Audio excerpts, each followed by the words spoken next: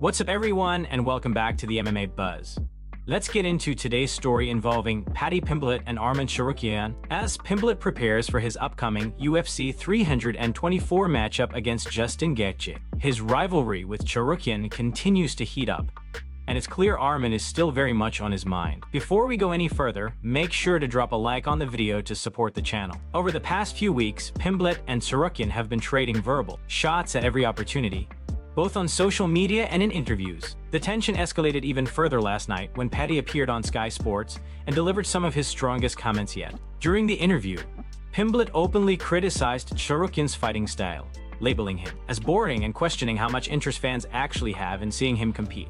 Pimblett went on to explain why he believes Tsarukyan has not received a title shot, suggesting that the issue has more to do with attitude than talent. According to Paddy, Tsarukyan carries himself like an entitled fighter and need to accept that championship opportunities must be earned, not expected. He implied that Arman's upbringing and financial comfort have contributed to what he sees as a sense of entitlement, claiming that Tsarukyan believes he can bypass the process simply because of his status. Paddy also took aim at Tsarukyan's recent competition, arguing that victory over certain opponents do little to prove readiness for a title fight. In his view, beating fighters with limited grappling skills is not enough to justify a shot at the belt. Pimblett emphasized that the UFC rewards consistency, effort, and fan engagement, and suggested that Tsarukyan is currently falling short in those areas. He concluded by stating that Tsarukyan already knows why he is not in the title picture and needs to stop complaining about it. Pimblett stressed that the UFC is a merit-based organization,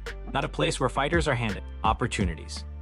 He even went as far as saying Tsarukyan should consider himself fortunate to still be on the roster, making it clear that, in Paddy's eyes, Arman has work to do both inside and outside the octagon if he wants to move forward. Before we jump into the next story, we have a small favor to ask. If you're enjoying the content, please give this video a like, subscribe to the channel, and tap the bell icon. It really helps us out and ensures you'll never miss an update. Move on to another news. Later in the discussion, Strickland was asked to share his thoughts on the controversial eye poke involving Aspinall. From Strickland's point of view, he did not believe the incident was legitimate and suggested that Aspinall was looking for a way out of the fight. Strickland did not hold back, bluntly criticizing Aspinall's toughness and even dismissing his abilities altogether. When the topic shifted to who Aspinall might face next, Strickland doubled down on his stance, making it clear that he does not rate Aspinall highly as a fighter. When pressed on whether he thought the eye poke was real or accidental, Strickland was firm in his response. He stated that, in his opinion, Aspinall chose to take the easy exit rather than push through the situation. According to Strickland, there was no doubt in his mind that the stoppage was unnecessary. To support his argument, Strickland referenced his own experience inside the octagon. He recalled a past fight where he sustained serious damage to his eye, describing how badly injured it was afterward. Despite that, he continued to fight and did not look for a way out. By bringing up that moment, Strickland was clearly drawing a comparison between his own resilience and what he sees as Aspinall's lack of it. Strickland's comments reflect his well-known no-nonsense attitude and belief that fighters should push through adversity whenever possible. He made it clear that, from his perspective, injuries and discomfort are part of the sport, and true fighters find a way to continue rather than use them as an excuse. His remarks added more fuel to the ongoing debate surrounding the Aspinall situation and highlighted the sharp divide in opinions within the MMA community. Move on to another news. Dana White recently appeared to backtrack on his earlier criticism and offer praise for Merab Dvalishvili, signaling a clear shift in their relationship. The situation dates back to the lead-up to UFC 306 at the Sphere, when Merab suffered a noticeable cut above his eye during sparring.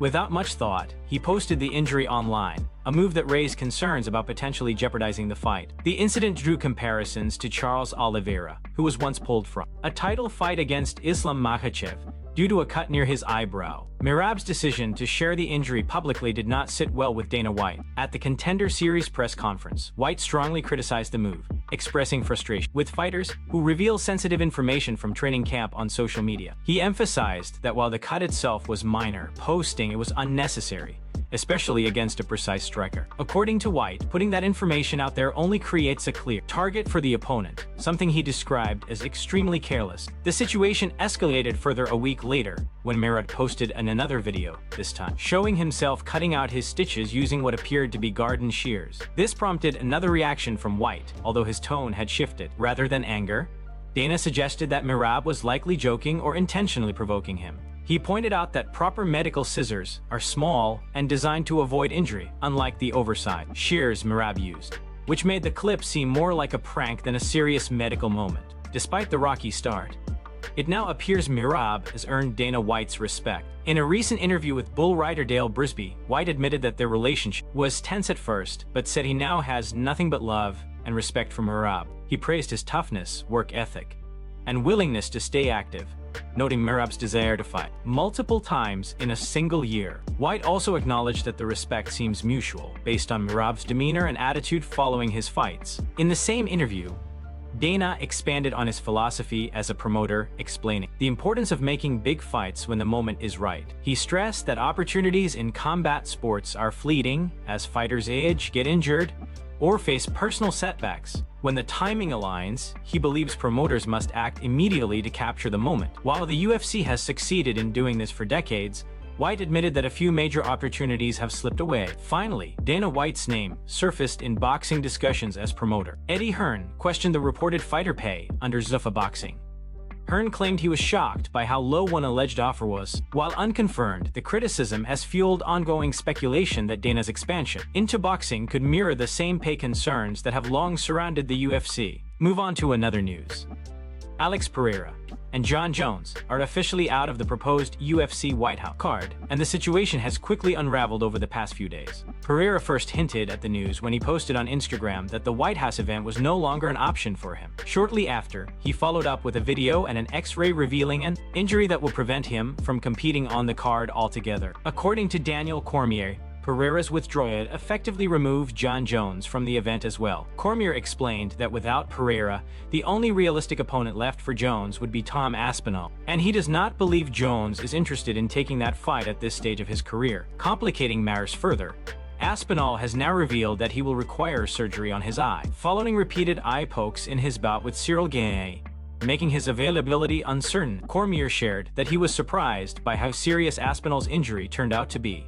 He mentioned reaching out to Aspinall to check on him, only to learn that the heavyweight champion is still struggling with vision issues and is now scheduled for surgery. That development alone would make a Jones versus Aspinall matchup impossible in the near future. Cormier also suggested that if Jon Jones does not get his preferred dream fight on the White House card, he may once again step away from the sport. Jones previously hinted that the unique appeal of fighting on such a historic card was a major reason he considered coming out of retirement in the first place. With that opportunity seemingly gone, his fighting future is now very much in doubt. Meanwhile, Jon Jones is once again at the center of controversy, this time due to comments made by veteran referee Herb Dean regarding eye pokes. Dean stated that in many cases, fighters are attempting to control their opponent's head, and the eye contact occurs because the opposing fighter moves their head into the extended fingers. He argued that this is why refereeing decisions around eye pokes require discretion rather than automatic penalties. Those comments sparked immediate backlash from the MMA community. Many fans and fighters accused Dean of attempting to justify Jones' repeated eye poke incidents. Critics argued that Jones' extended fingers are the initiating action, and that opponents are simply reacting by moving their heads away. Some went as far as calling for stricter enforcement, including automatic point deductions for all fouls regardless of intent, and questioned whether referees are hesitant to penalize Jones due to his status in the sport. The debate has reignited long-standing concerns about consistency in officiating and whether certain fighters are given leeway that others are not. With Jones' future uncertain and referee accountability under scrutiny, the controversy shows no signs of slowing down. Move on to another news. A last-minute pricing update has sparked discussion ahead of UFC 324 as Paramount Plus had officially announced a subscription price increase along with plans to phase out free trials in 2026. According to the announcement, the Paramount Plus Essential Plan will increase by $1, bringing the monthly cost to $8.99, while the premium plan will also rise by $1 to $13.99 per month. These new prices are scheduled to take effect on January 15, 2026. Considering Paramount's growing content library and the historically high cost of pay-per-views, the MMA community's reaction has been surprisingly calm. In fact, many fans expressed support for the increase, arguing that the value offered still outweighs the cost, especially when compared to other streaming platforms tied to combat sports. Several fans pointed out that a $1 increase is minimal and far more reasonable than the pricing models seen elsewhere in the industry. Some reactions were more lighthearted, with fans joking that a single dollar was hardly enough to complain about, while others noted that they would gladly pay more to avoid unreliable streams that frequently cut out. Many also highlighted that paying for a full year of Paramount Plus would still cost less than purchasing just two traditional pay-per-view events under the old system. For these viewers, the convenience, stability, and added access to movies and television shows make the service well worth the price.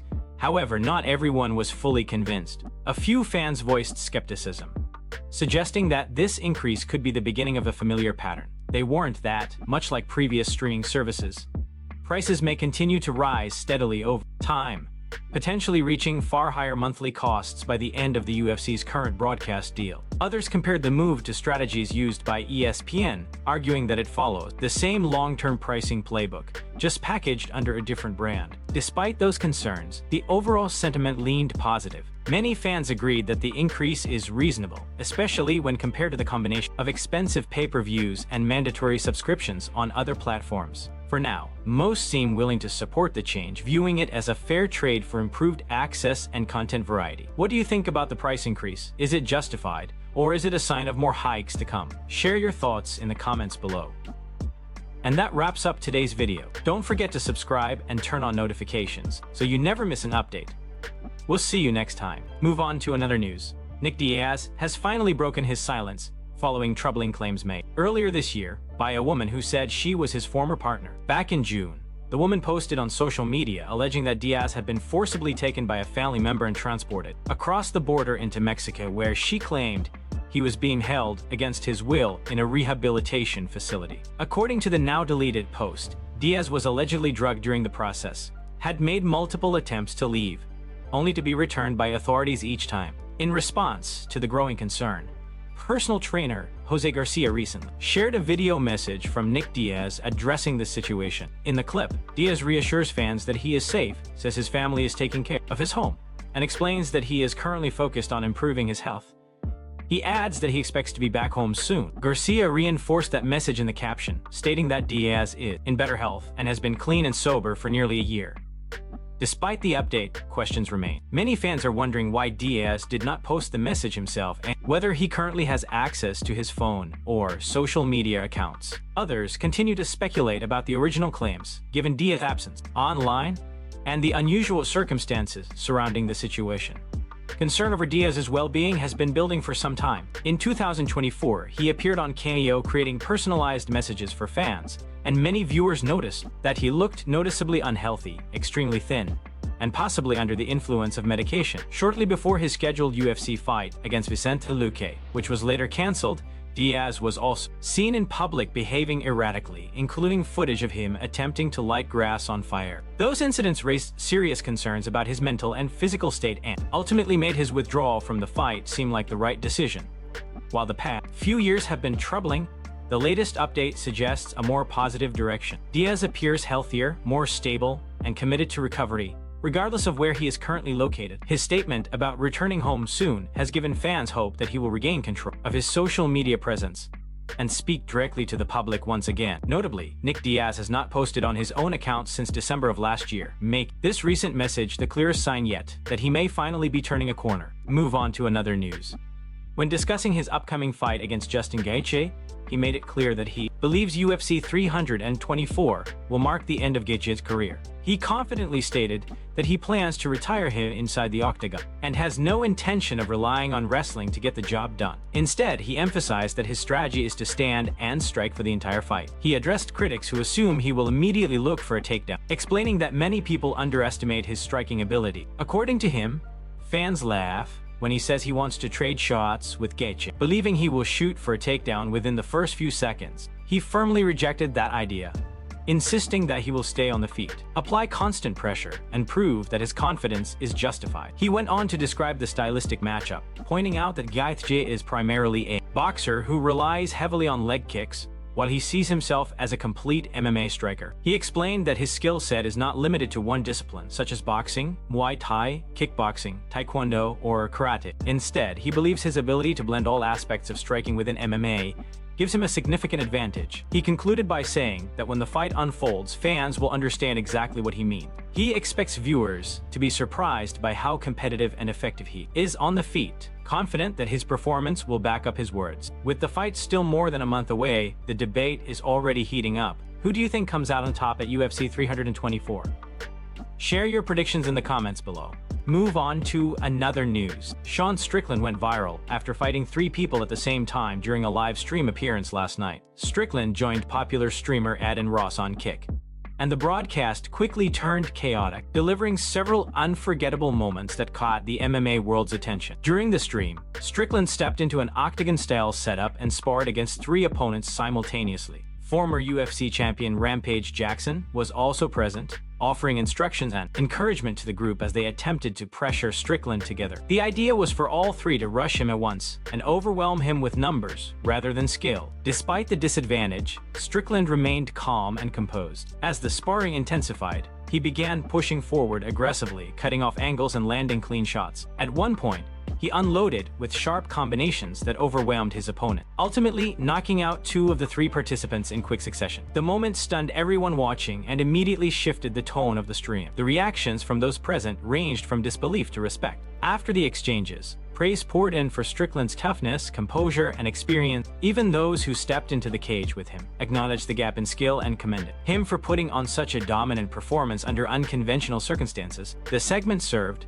as yet another example of Strickland's unpredictable personality and willingness to engage in unscripted situations. While the setting was informal and meant for entertainment, the outcome highlighted just how dangerous a seasoned UFC fighter can be, even when facing multiple opponents at once. The clip quickly spread across social media, adding another viral moment to Strickland's already controversial public image. Love him or hate him, the live stream made one thing clear: Strickland thrives in chaos and continues to captivate audiences well beyond the octagon.